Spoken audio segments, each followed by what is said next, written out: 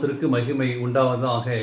இந்த காலை வேளை உங்கள் அனைவரையும் ஆண்டவராகிய இயேசு கிறிஸ்துவின் இன்ப நாமத்தில் அன்போடு வாழ்த்தி வரவேற்கிறேன். 1 யோவான் 3ஆம் அதிகாரம் 19-20 வாசிக்கிறோம். இதனாலே நாம் நம்மை சத்தியத்துக்குரியவர்கள் என்று சொல்லி அறிந்து நம்முடைய இருதயத்தை அவருக்கு முன்பாக நிச்சயப்படுத்திக் கொள்ளலாம். நம்முடைய இருதயமே நம்மை குற்றவாளியாக தீர்க்குமானால் தேவன் தம்முடைய இதயத்திலும் பெரியவராயிருந்து சகலத்தையும் அறிந்திருக்கிறார். 1 யோவான் 3:19 வாசிக்கிறோம்.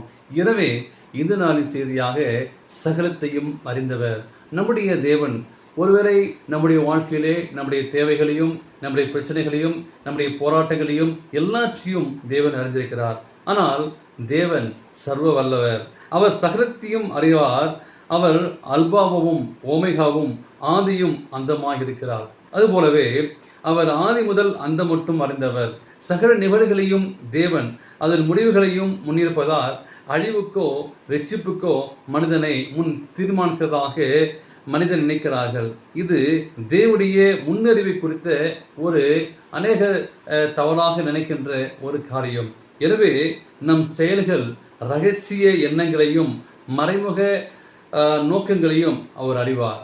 ஒரு மனிதன் வெளித்தோற்றத்தை பார்க்கிறார், தேவனோ இருதயத்தை பார்க்கிறார். 1 சாமுவேல் அங்கே 16:7 வாசிக்கிறோம்.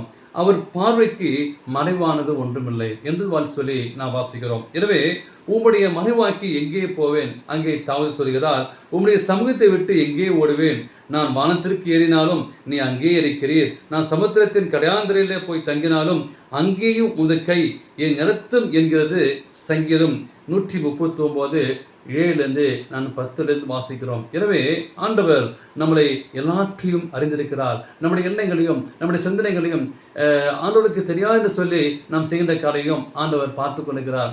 என அருமையான வாலிப பிள்ளைகளே, குடும்ப தலைவர்களே, ஒருவேளை நீங்கள் நானும் மற்றவருக்கு தெரியாது என்ற காரியங்களை தேவன் பார்த்து கொண்டே இருக்கிறார். தேவன் சகலுக்கும் தெரியும் என்பதை அறிந்திருப்பது நமக்கு நன்மை தரும். நம்முடைய கவலைகளும் போராட்டங்களும் அவருக்கு தெரியும்.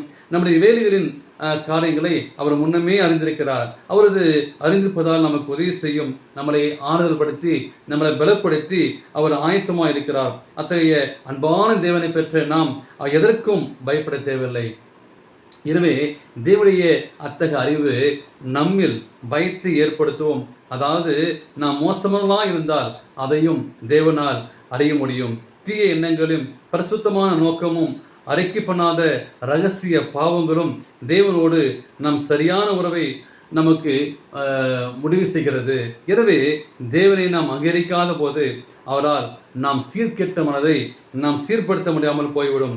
நாம் விரும்பாமல் அவரால் ஒரு உதவியும் செய்ய முடியாது என்று தேவன் உங்களை எப்படிப்பட்டவர்களாக அறிந்திருக்கிறார். இதை நீங்கள் தீர்மானம் செய்யுங்கள். ஆண்டவர் சமூகத்திலே நீங்கள் ஒப்புக்கொடுங்கள். தேவன் எல்லாவற்றையும் அறிந்திருக்கிறானவரே, என்னை அறிந்திருக்கிறீர், என்னை ஆராய்ந்து அறிந்திருக்கிறீர் என்று சொல்லி ஆண்டவர் சமூகத்திலே இந்த காலை வேளையிலே உங்களை ஒப்புக் கொடுப்போமா? தேவன் தாமே உங்களை ஆசீர்வதிப்பாராக. ஆமென்.